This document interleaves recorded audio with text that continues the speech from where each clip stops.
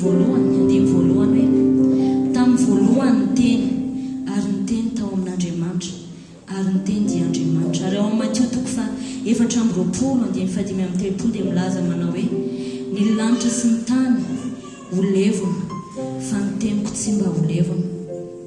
Midika izany hoe ny teny dia efa teo mialohan'ny fanorenana an'izao tontolo izao, tao anatin'ny fanorenana an'izao tontolo izao, ary na dia ho tsy hisy intsony azy izao tontolo izao dia mbola mitoetra ihany ny teny. Tahaka izany ny herin'ny tenin'Andriamanitra. Andao irahantsika izany tenin'Andriamanitra izany.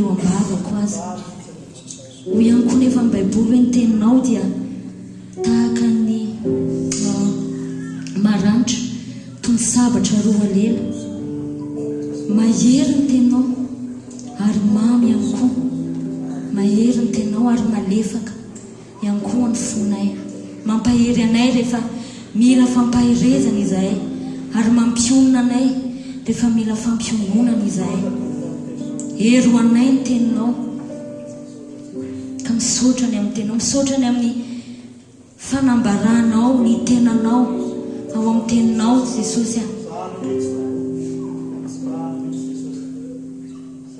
Ary eo ka tsy ho raisinay ho zavatra efa ho azonay fotsiny izany, fa ho katsahanay amin'ny fona rehetra sy ny saina rehetra sy ny herina rehetra.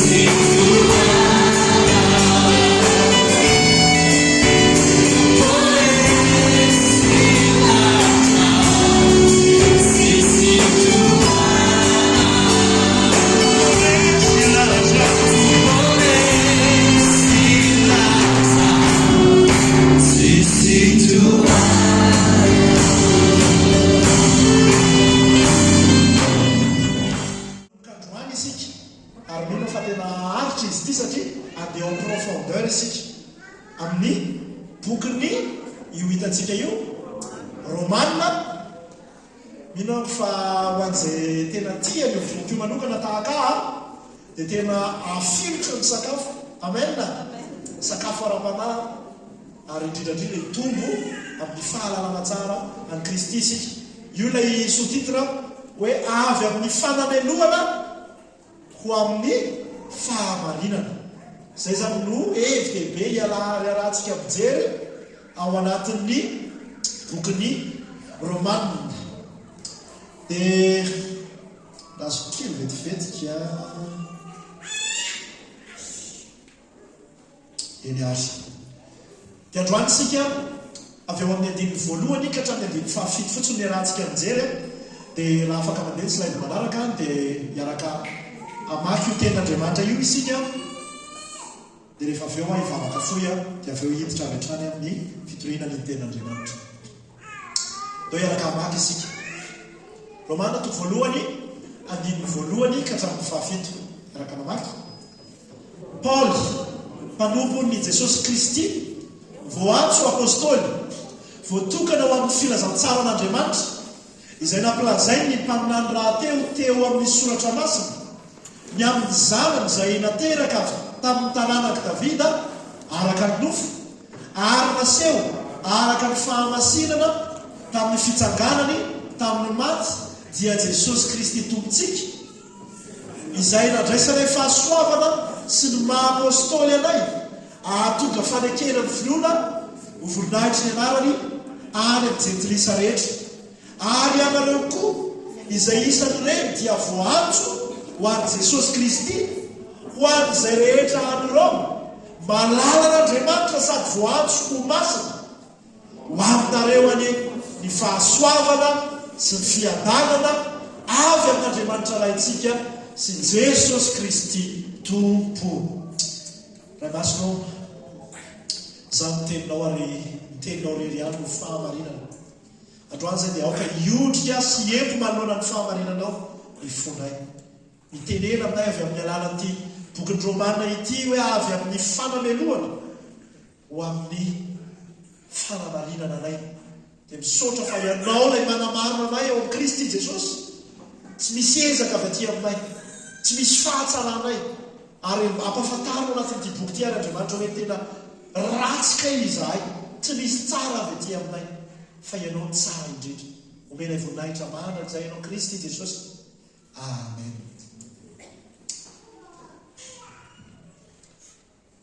Raha hanome antsika ho karazana fahitana amin'ny akapobeany any boky io dia tsy voasoratra ato amin'ny slide le izy fa manomboka eo amin'ny andiny voalohany ka hatramin'ny fahafito dia misy fampijirana no resahan'ny Paoly.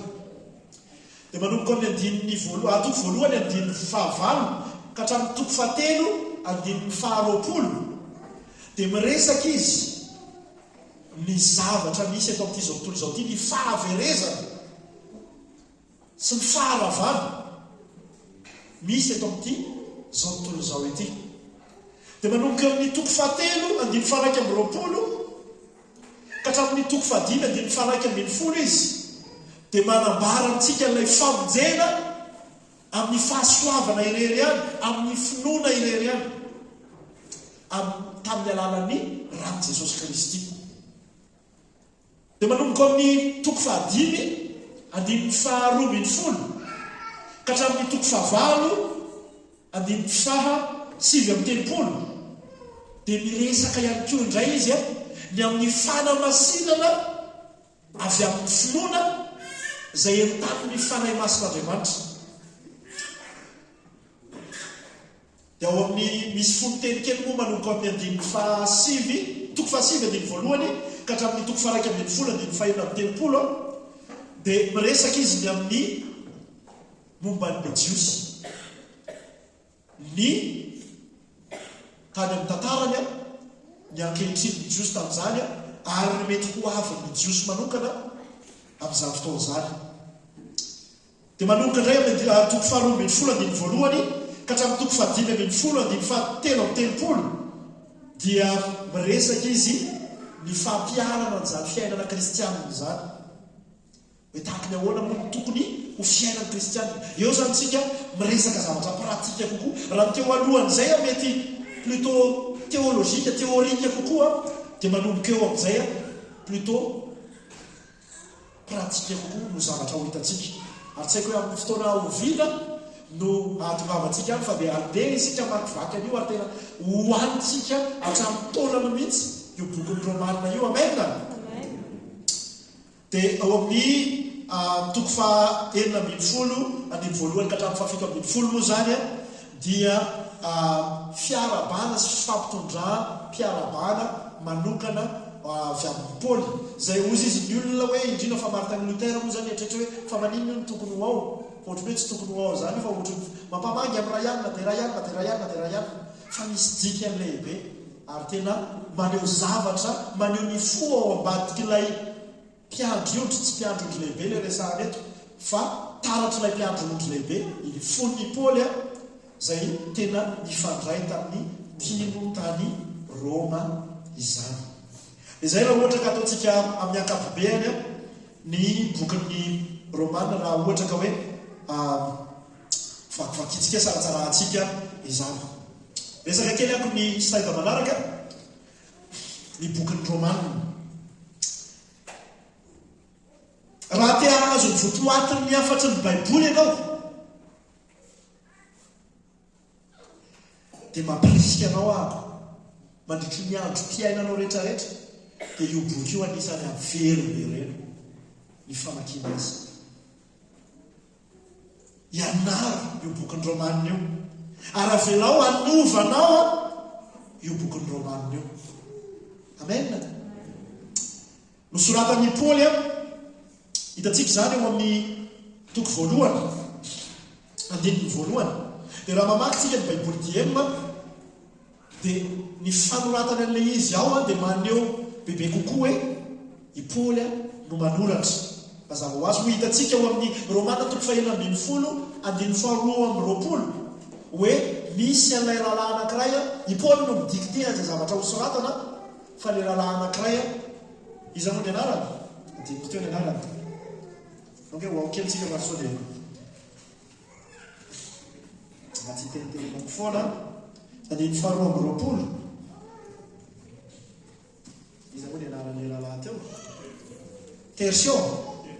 Tertio ie i Tertio no manoratra fa i Paoly no manonona an'ilay izy dia zany hoe i Paoly no nanoratra alay boky tany amin'ny taona 750 taorenan'i Kristy tanoany no nanoratan'i Paoly azy ary mazava ho azy nosoratana ho an'ny mpino tao Roma na io Jetrisa na io Jiosy. Ary rehefa jerentsika io bokin'ny Romanina io dia heverina fa mahasehaka ny ankabeazan'ny fotom-pinoana fototra kristianina rehetra. Tsy dia tena miresaka loatra izy ny amin'ny fiavian'i Kristy ohatra fa nefa ny amin'ny ankabeany dia misy zavatra ny amin'ny doctrine fondamentale ny finoana kristianina dia hita ao amin'io boky io avokoa izany. Fa raha manao dia zoom kely isika dia ny zavatra tena ambaran'ny soratra masina amin'ny bokin'ny Romanina io dia miresaka an'Andriamanitra sy ny plan-panavotana zay ny voaresaka ao.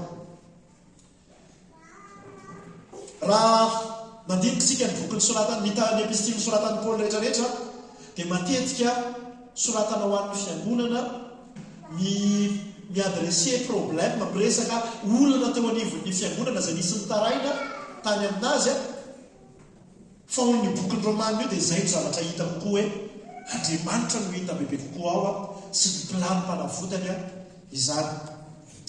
Hoy Dr Michael Eaton zay mpampianatra soratra masina anisan'ny tena nanana influence tamin'ny cercle ny fiangonantsika tao Afrika Atsimo fa indrindrandrindra ihany koa ny fiangonantsika taty zahako manokana ohatra dia efa tena ngambany dia efa tsy latsaky ny telo sa inefatra ako no navita niaino hatramin'ny farany an'ilay the whole counsel of God, na hoe ny fisainan'Andriamanitra rehetra zay misy amin'ny Petro tsy haiko efa firimpolo izay tsy sadidiko tsony zay miresaka systématique théologie la izy tsara dia tsara raha afaka miresaka amiko ianao raha ohatra ka lelany amin'izany amin'ny fampiomena soana tsara amin'izay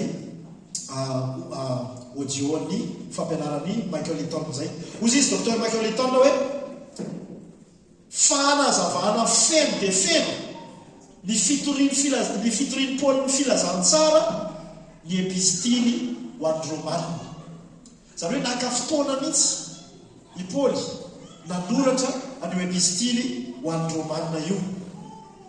Dia donc antsika hijery kely naka fotoana zavadinitra, naka fotoana izy iresahana anamjavana lalina kokoa ny filazantsara ao anatin'io epistily ho an'ny Romanina. Dia nao tsika hijery kely ny fiantraikan'ny bokin'ny Romanina teo amin'ireo olo malaza ny finoana. Ary zay koa ny angatahako amintsika mamakivaky an'ity bokin'ny finoana ity ao anatrehan'Andriamanitra hoe eka le isika ka izy kasika avy amin'Andriamanitra manokana tahaka ny kasihan'Andriamanitra andreto olo malaza ny finoana iretra. Voalohany ao anatin'izany i Augustin. Vatsika kely any ve? Vaky. Tany amin'ny taona 386 tao aorianan'i Kristy. Dia tombany tao ambadiky ny tranon'ny namany i Augustin, mbola kely izy tamin'izay. Nampitomany anazy dia hoe mahatsapa izy ny fahotany sy ny fikominy tamin'Andriamanitra zay natonga anazy nahatsiaro fa banga sy natsapa fa maty mihitsy azy ny tao anatin'ny tao. Dia izy mitomany tany ambadiky ny tany amin'ny alatrano iny dia nahenoko izy lalao izy ny atsoatso hoe raisoko avakio. Dia nanantona izy. Dia noraisiny tamin'izany tsy boky ohatr'izao ny boky ny baiboly na ny soratra masina fa fantatritsika fa le style le papyrus tamin'izany fotoana izany taratasy zay parchemin no anarany kristianina fa tsy boky anankiray mitambatra ohatr'izao. Dia nahaka n'ilay taratasy i Augustin, io ilay antson'ny katolika hoe masinda Augustin. Dia noraisiny ilay taratasy dia ozy izy hoe noraisiny tahaka hoe Andriamanitra miteny taminy mihitsy ilay antsoantsony ankizy hoe raisoko avakio. Dia nalainy ilay taratasy dia nivakiny. Dia tao amin'ny Romanina toko 7:70 tapany by ka hatramin'ny 7:40 no nivakiny. Dia iny zay Romanina 13 donc hoe okeny sika Romanina toko 7:70 andiny fa 7:70 tapany by.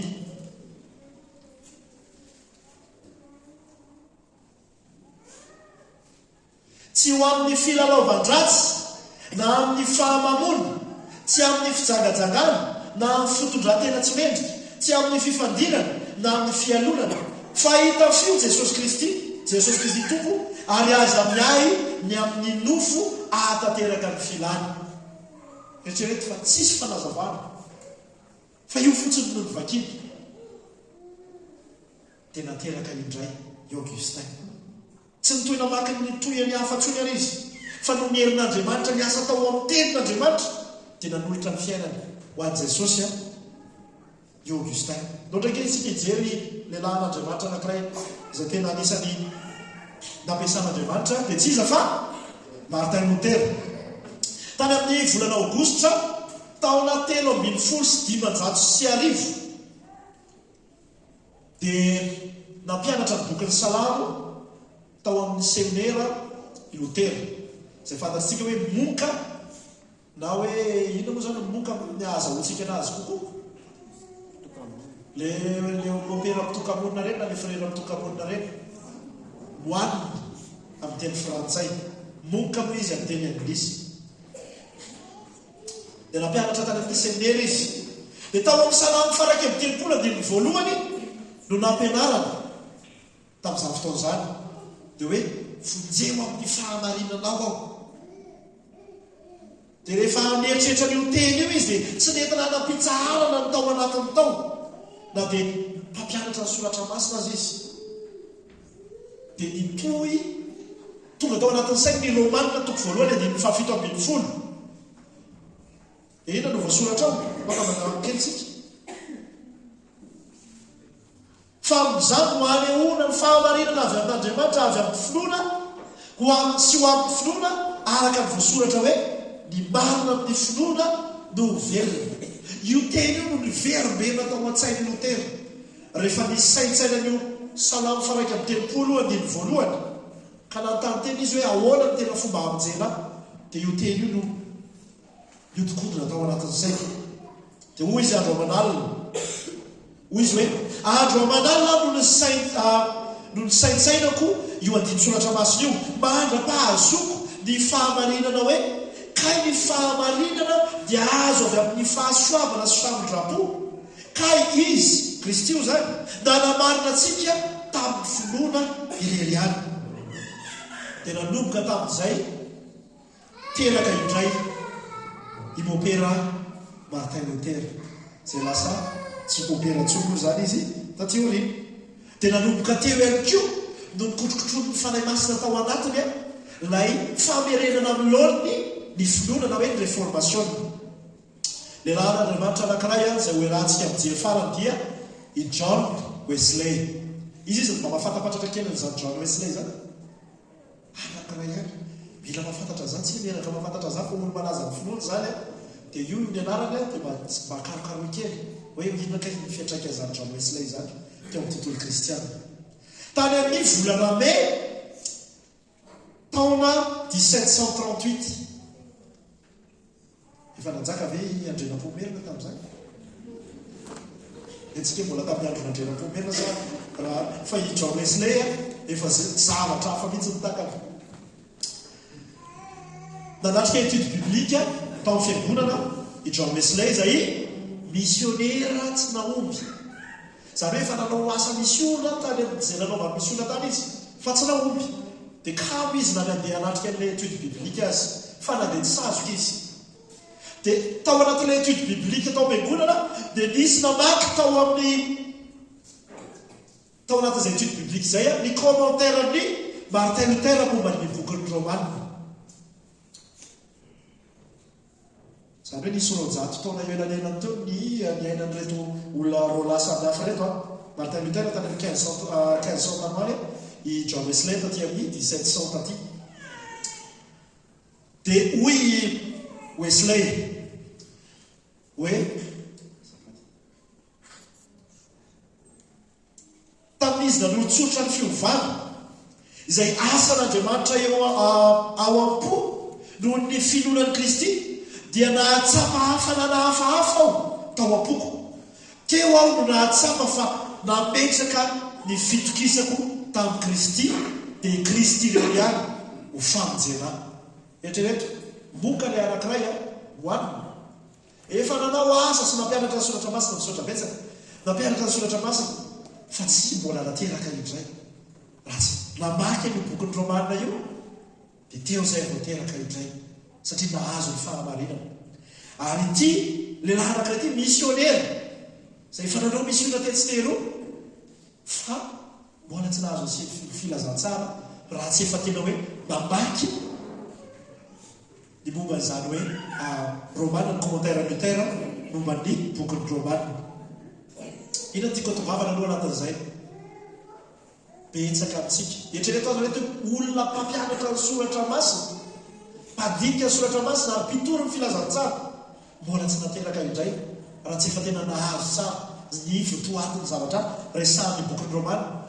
Dia indrindra fa ny olona tamin'izany ary ny olona amin'izao fotoan'izao dia betsaka amintsika mety hito anivontsika mihitsy mbola tsy mahalala tsy nandray an'izany filazantsara zany mbola tsy misokafana ny saina fa engany ka anatin'ny famaky vakitsika n'izao teny Andriamanitra amin'ny Romanina izao dia hosokafan'Andriamanitra ny masom-panarao dia andray ianao ny filazantsara dia ho ateraka indray ianao. Amen.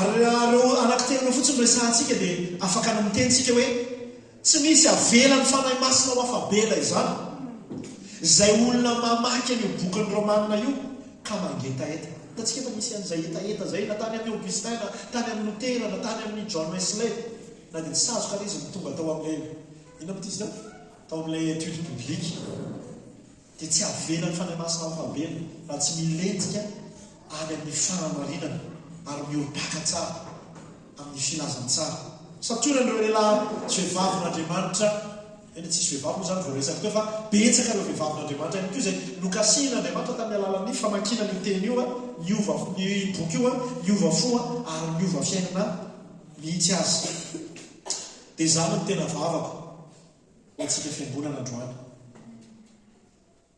hoe mandritra ny ilonantsika vo tsy enako no resaka tamin'ny rahalampitandro anankiray dia hoy izy hoe zay hoe izy tena tanatin'ny ray taona dia tena hoe bokyny romanina fotsiny natao dia mbola tsy vita ary zay zao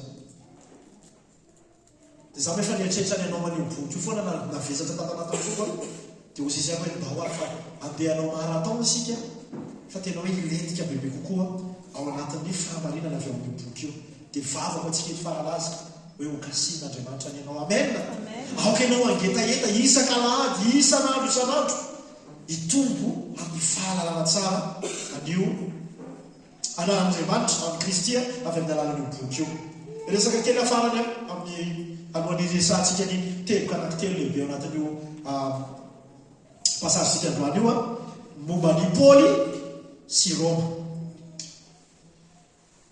i Paoly manokana dia mbola tsy nadalo tany Roma akory tamin'ny namoratany an'io epistily io mariny zany ao amin'ny toko voalohany andiny fahafolo ka hatramin'ny faraky ambin'ny folo ahoana resahany ao koa rehefa mivavaka ao dia tsy tapaka mangataka mba hisy fotoana ahafahako makany aminareo raha sitrapon'Andriamanitra fa manila hitanareo aho hanomezany fahasoavako ana ho anareo mba hamafy olona anareo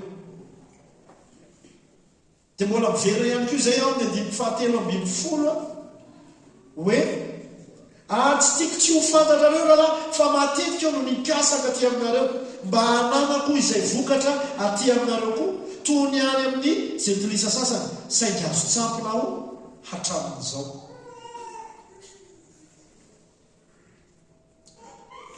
familiana eo tsika dia efa namamaky an'io kely io fotsiny miaratsy fa tsy tokony mbola hoany fa mbola iresaka mihitsika amin'ny fotoana manaraka dia mahita isika ny fiandrianan'Andriamanitra amin'ny fotoanan'ny Paoly sy ny programan'ny Paoly hoe nataon'Andriamanitra ho azy tsampina izy andraindray ireny sampona izay avelan'Andriamanitra mitranga amintsika ireny fiarovana atsika fa tsy hoe loza korana dia tsy pilan'Andriamanitra aloha no nahatongavan'ny Paoly tany fa tamin'ny figadrano izy tonga tany any izany betsaka ireo mpandinika ny baiboly no manaiky fa tamin'ny 10 missionnaire fahatelo nataon'ny Paoly tamin'izy tany Korinto no nanoratra ity epistily mahery vaika ity ary fantatsika ny fiafaran'ny fiainan'ny Paoly fa tamin'ny Roma ny gadra ary novonoina tamin'ny Roma ihany koa izy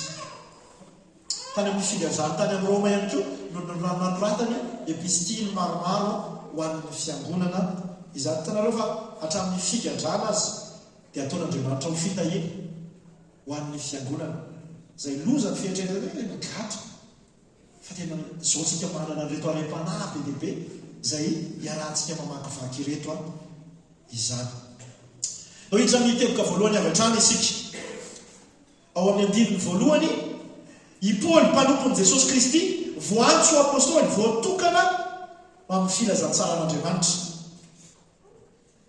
Paoly mpanompo apôstôly ary voatokana lay Paoly eto lay mpanompo eto dia avy amin'ny teny grika hoe doulos na hoe andevo ny andevo dia olona nanolotra ny tenany mety noho ny tsy fahananana na voatery satria namidy hanao fanompoana ho an'ny tompony dia eto isika raha ohatra ka dolosny Kristy na mpanompon'ny Kristy na andevon'ny Kristy Paoly dia andevo manana tompo tsara indrindra izy dia tsy iza fa i Kristy. Ary tamin'izany fotoana izany a dia tombotsoa ny mandevon'ny mpanompo tsara anankiray, satria miatsara io tompo io, mikarakara io tompo io, ary tena hoe raha jerena raha tsy hita kory no mahandevo an'ilay andevo, satria tena epany hoe mivelatra amin'ny fiainany a. Dia misy raha ny olona hoe omena fahafana hoe anao zahako mbola ho mpanomponao ihany, ianao ihany no tompoko. Dia izany ilay resahan'ny Paoly eto hoe mpanompony Kristy, la hoe dolosany Kristy izy, tsapany fa manana tompo tsara indrindra, ilay tompo nanafaka anazy tamin'ny fahamaizina, nanafaka anazy tamin'ny fanarahan-dalàna fahatany eritreretina hamonjena anazy, nanafaka tamin'ny fiainana tsy izy, dia nanome azy fiainana be dehibe, nanome azy tena fahafana. Dia izay tokony reharehatsika, izay le hoe mampanompo ny Kristy atsika, mahandevo ny Kristy atsika, ilay nanamarina atsika izay. Ny fantarana amin'ny fanjakana Kristy ho any amin'ny Jepolisy, izay no nahatolosy nahandevo any Paoly. Natsoina ho mpanompon'ny Kristy isika.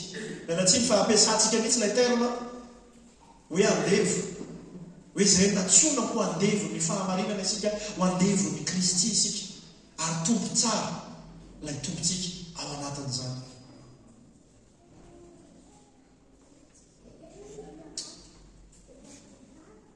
Ilay tompo izay nanafaka atsika tamin'ilay tompo teo aloha, ilay tompo mpanandevo, ilay tompo mpamatotra, ilay tompo mpamono, dia ilay tompon'ny fahamaizinana, ilay tompon'ny fanoherana an'Andriamanitra, araka ny Korintiana 4:4-5.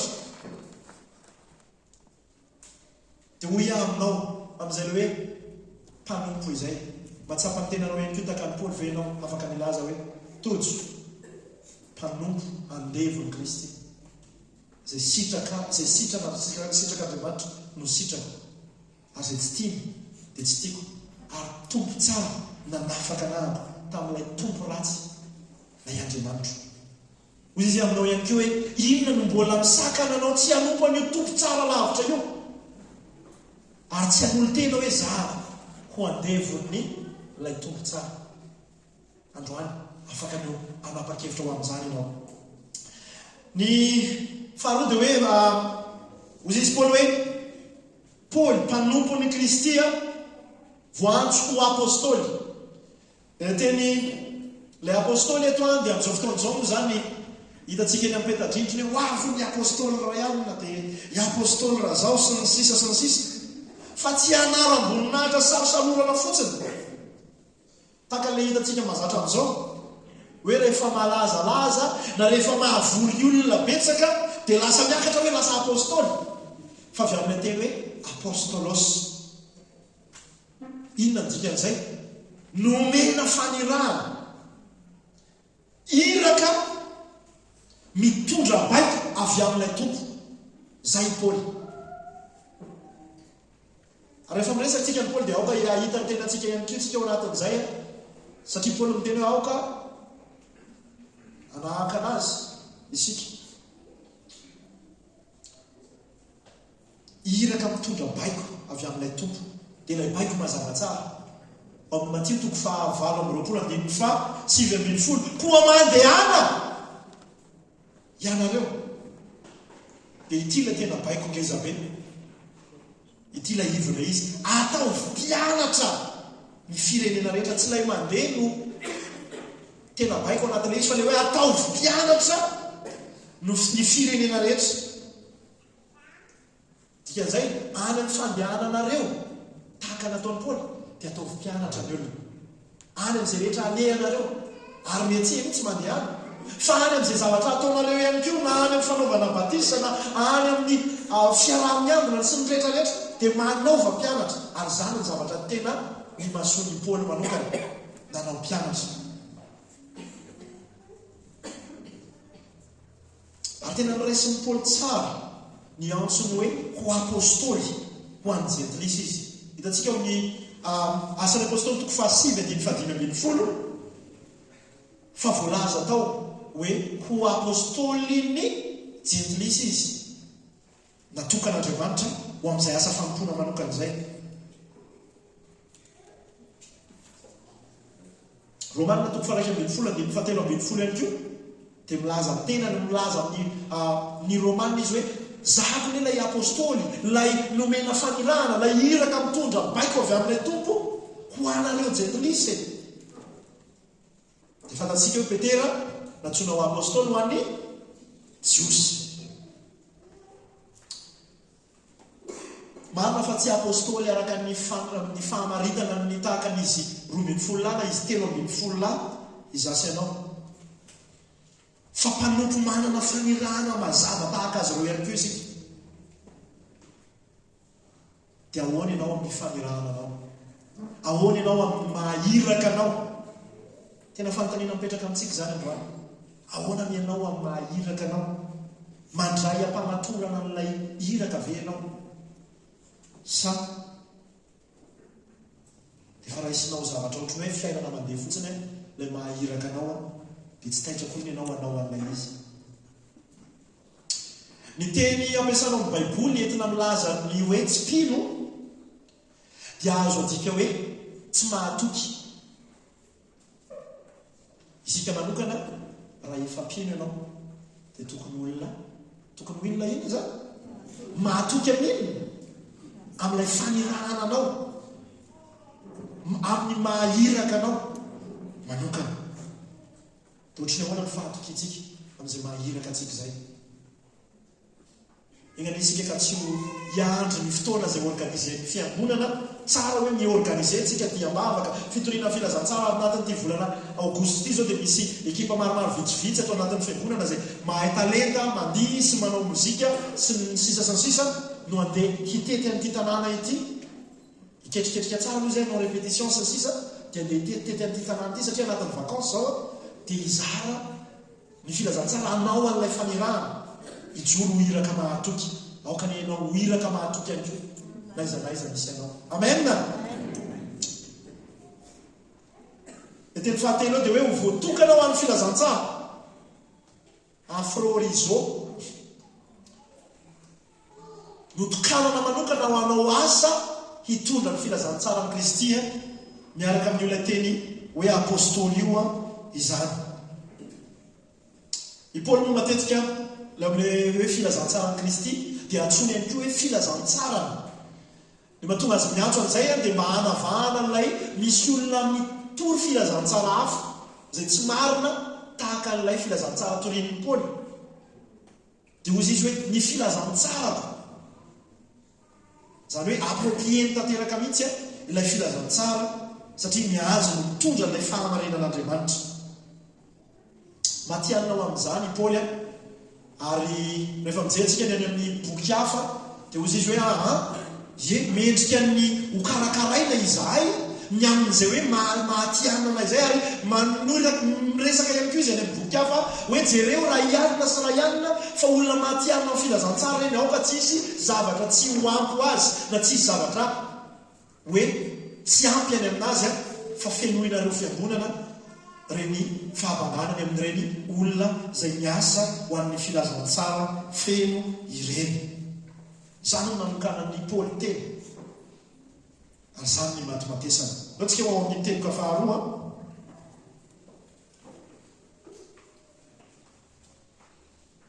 dia ao amin'ny andiny faharoa ka hatramin'ny fahaenina dia milaza ilay filazantsara n'Andriamanitra. Dia inona ilay filazantsara? Jesosy no filazantsara. Ao amin'ny andiny faharoa isika dia mahita fa Jesosy no ambarany soratra masina. Izay tantara rehetrarehetra hita ao, izay fombafomba hita ao, izay endrika rehetra hita ao amin'ny testamenta taloha dia samy misiontsioka ny filazantsara avokoa. Kristy sy ny zavatra ataony, Kristy sy ny toetoetrany, Kristy sy ny fihiziny manokana. testamenta taloha isika ohatra mahita an'ilay fanatim-pisolotoerana, fanatim-panavotana, fanatitra samihafa zay hita natao tao amin'ny tempoly sy tao amin'ny ino le tente tabernakely, tao tabernakely. Fa fantatritsika fa Jesosy Kristy ilay fanatitra fisolotoerana, fanatim-panavotana, fanatim-pihavanana tonga lafatra indrindra. Ary izy ilay tempoly, izy ilay sorona, ary izy ilay mpisorona ihany koa ao anatin'izay. Raha mijery ohatra tsy aka ohatra lavitra fa eo akaikaiky eo ihany eo amin'ny testamenta taloha amin'ilay boky fatapatatrintsika eo amin'ny boky ny mpitsara. Dia misy antantarany Samgara ao, misy antantarany Samsona ao, zay nanavitra ny zanak'Israely tamin'ny fangejana. Dia zany dia efa misiontsioka n'ilay Jesosy anavitra n'ilay Israely ara-panahy dia amin'ny fiangonany ho avitra tamin'ny fangejan'ny fahavalo. Dia tsy izany fa ny fahotana. Mbola hijery any pitsika ny amin'ny hoe mpisorona be, ny amin'ny raharaha-mpisoronana. Dia izy ilay mpisorona be tsy misy fahotana, tsy mila fanatitra nadio azy. Raha mijery ny amin'ireo boky ny mpaminany dia izy ilay mpaminany lehibe indrindra, izy ilay mpanjaka. Raha mijery an'ireo mpanjaka samihafa, izy ilay mpanjaka tonga lafatra satria izy ilay tonga mba hanompo fa tsy ho tompoina na dia mpanjaka azy. Ary izy ilay mpanavitra. Jesosy no ambarany soratra masina. Hozy izy Paoly amin'ny andiny faharoa hoe izay nampilazainy ny aloha tamin'ny alalan'ny mpaminany tao amin'ny soratra masina. Kristy no ambarany soratra masina. Kristy no filazany tsara. Teboka manaraka ho anatin'izay hoe Jesosy no filazany tsara izay dia Jesosy ilay olona feno no filazany tsara, filazany tsara. Ary tsy ampy raha tsy ao amin'ny andininy faefatra ihany koa milaza an'izay. Dia afaka apetraka ihany koa ilay andiny faefatra. Jesosy ilay olona feno tamin'ny taranak'i Davida araka ny nofo, hozy izy ilay ao amin'ny andininy fahatelo. Ary tsy haiko na betsaka amintsika ilay karazan'ilay mamaky amin'ny Matthieu toko voalohany, ilay tena tonga dia zana atao malakilaky fotsiny. Ilay hoe rayanina niteraka ny rayanina, rayanina niteraka ny rayanina, rayanina niteraka ny rayanina. Hoe inona moa ny ilako an'ity? Fa aporofoin'ny soratra masina satria Matthieu miresaka kokoa amin'ny tontolo jiosy. Dia aporofoin'ny soratra masina avy ao hoe tena avy amin'ny taranak'i Davida. Tanteraka ny soratra masina. Ary izy tanteran'ilay fahatanterahany teny fikasana natao tamin'i Davida ao amin'ny Samuela faharoa toko fahafito, andininy faharoa ambin'ny folo ka hatramin'ny fahatelo ambin'ny folo.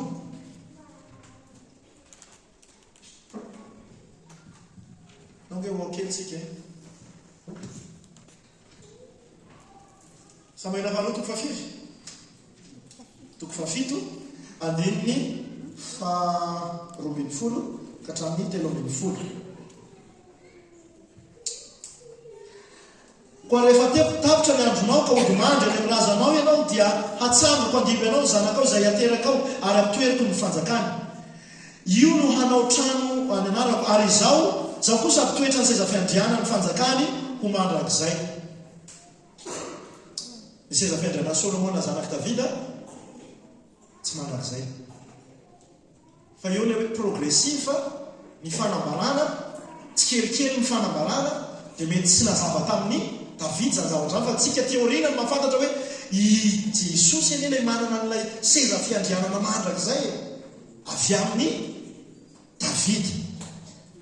Azay ny Jesosy ny filazantsara Jesosy hoe izy ilay olona feno mihitsy. Tsy hoe izy amin'ny Andriamanitra azy fotsiny, fa izy amin'ny maha-olombelona feno azy. Dia io teboka fahatelo ao anatin'ny ilay teboka faharoa lehibe dia hoe Jesosy ilay Andriamanitra feno ihany koa. Ahoana izy amin'ny andininy fahaefatra, araka ny naseho tamin'ny Jeriko, zanak'Andriamanitra. Ilay hoe zanak'Andriamanitra io dia mihira hoe mitovy amin'Andriamanitra.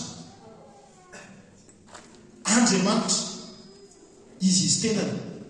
Ary tamin'izany ianao tamin'ny fotoanandro tamin'izany ianao ohatra ka miteny ny tenanao ianao hoe ianao zanak'Andriamanitra, dia blasfémie zany ho an'ny jiosy, blasfémie faratapony zany. Ary fantatritsika fa izay mihitsy no niantsoiny Jesosy ny tenany.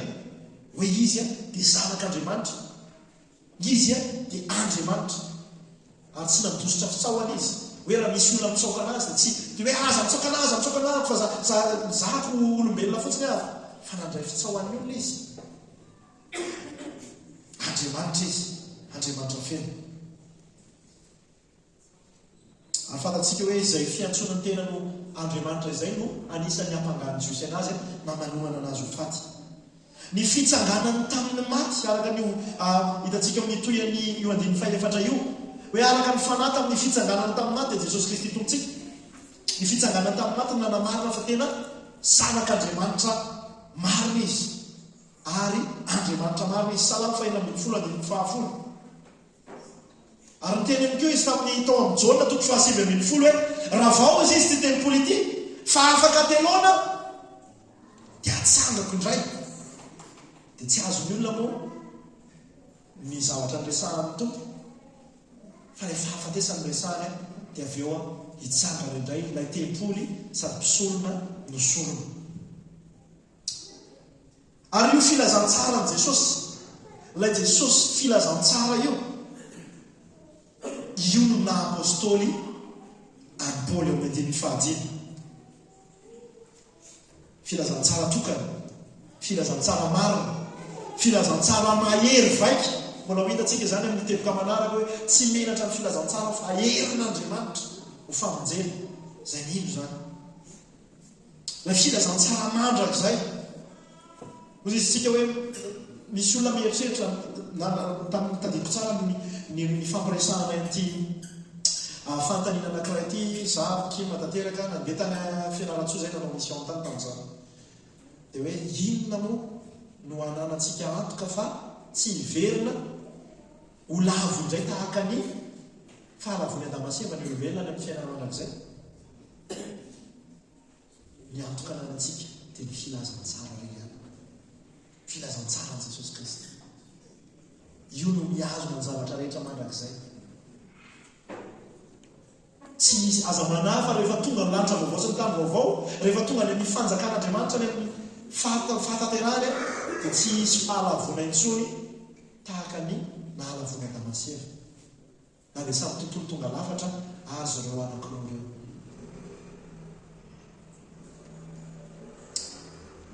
Na filazantsara mandrakizay izay no nahatonga ny Paoly ho apôstôly. I Paoly manokana izay mirehare tamin'ny mahajiosy azy. Fantatsika tsara fa izy moa ny mpampianatra ny Paoly? Gamaliel. Zany Gamaliel mpianatra Gamaliel zany tamin'ny fotoan'andro niainan'ny Paoly any. Dia tsy haiko izy moa zany zao tena professeur tena fantadaza eto amintsika. Fa tena ohatry hoe tahaka ny izay professeur fantadaza indrindra eto Madagasikara no mampianatra anazy. Mpianatra Gamaliel afaka mizezina mihitsy zany hoe izay ny mpianatra Gamaliel. Izy avy ao amin'ny fokony Benjamin. Ary afaka irehareany amin'ny koa ilay côté anankiray maharomanina anazy, masitoyen romanina anazy satria teraka tany Tarsius izy teraka afaka izy fa tsy saka ny jiosy rehetrarehetra hoe tamban'ny fanjiongany romanina. Fa izay Paul izay jiosy hebreo amin'ny hebreo, olona nanana ny fampianarana anisan'ny sangana ny resaka fampianarana ny lalàna, olona anisany ataoko hoe nitsongom-bola ihany koa satria tena nanana zany double citoyen zany.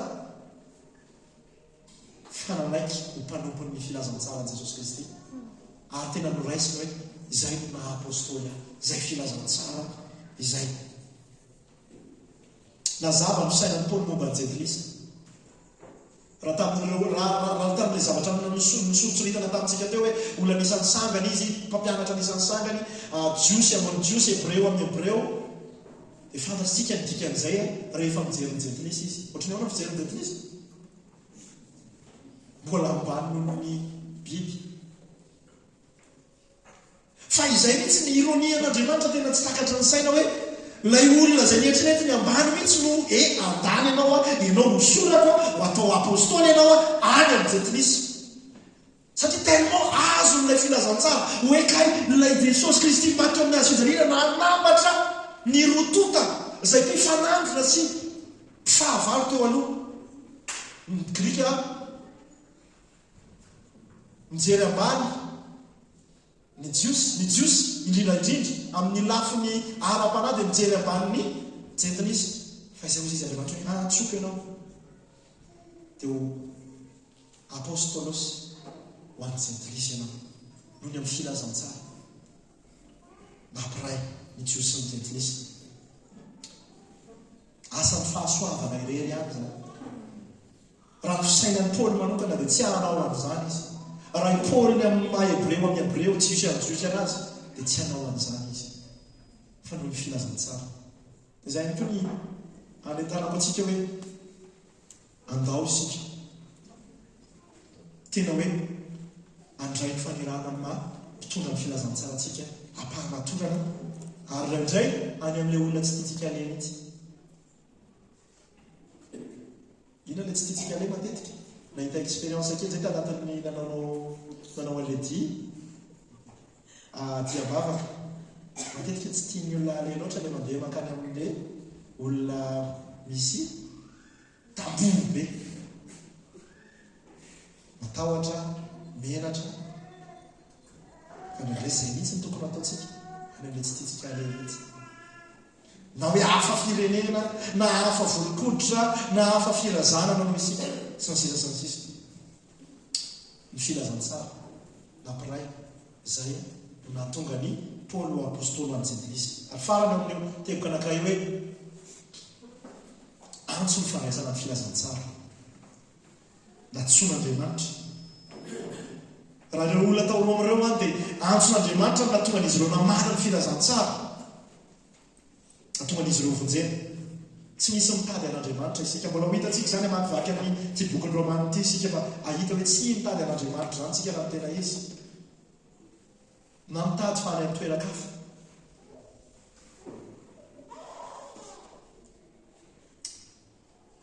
fa antson'andriamanitra manokana no mahatonga ny olona mamaly ny filazantsara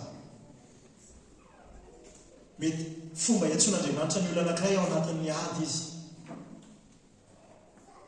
miady alo anatin'ny sainy eo mikorotana na ady ara-panahy anatin'ny fahorina maro samihafa ihany keo anatin'ny fahadisom-panatenana mety eo amin'ny fahatsapanao banka vo tsy ela na eno fijorona vavolombelona anankiray teo anivitsika tamin'ny somary tao fiaona tao amin'ireny joana hoe tena natsapa-banga ao izy izy tsy mampanina ny joana anga manina zany hoe natsapa-banga ao izy dia zay anisany efa hiantson'andriamanitra atsika efa andriamanitra miantso atsika zay le mampiariary ny fahabangatsika zay ny sasany tamintsika natsona taontsika le manohitra an'andriamanitra ny sasany tany amin'ny fanoavana ny lalàna ihany ko legalista sy ny sisa fa tsy isika no mifidy fa izy no mifidy amen ary so ihany fa mifidy anao izy tsy mendrika ny fidiana akory ny anao alleluia tsy mendrika ny fidiana akory ahy zahako aloha zahako fa so dia trerefinao hoe zah ianao no asiko fa izahako tsy mendrika akory dia toa takanahy ihany ianao ozy izy le pira rapy zay hoe ohatran'lahy ihany za dia ohatranareo ihany hoe tsisy mendrika ny ofidiana fa niantso antsika ho azy anefa andriamanitra noho ny fahasoavana noho ny kristy jesosy niantso antsika ho masina zay marana eo amin'ny 15 dia marana antsika azy efa resahan'ny paoly eto sady ny vokatry ny fampihavana ny filazantsara amin'ny 15 io ny vokatry ny fampihavana ny filazantsara zay jesosy kristy ny filazantsara ny nataon'andriamanitra ho antsika tao amin'ny kristy jesosy izay le filazantsara dia lasa malala an'andriamanitra ianao dia tadidio ty avy amin'ny ravan'ny rehaka na hoe era no natsony kristy no raisin'ny kristy dia lasa malala marina ary masina na hoe mamama rafin'andriamanitra ravan'ny rehaka zao fiainan'izao isika sy ny filany zao fiainan'izao fa lasa malala lasa noamarinina lasa masina zay hoe mamama noho i jesosy kristy amen faharoa voantso masina isika zany mivokatra ny fampihavana ny filazantsara voatokana zany masina zany tsy mifangaro amin'izao tontolo zao zany hoe masina zany hafa tompo zany hoe masina izany tsy tahaka ny tompo an'izao tontolo zao fa tompo hafa ny tomponao dia tompo tsara indrindra fahatelo no iaraka hitsangana sika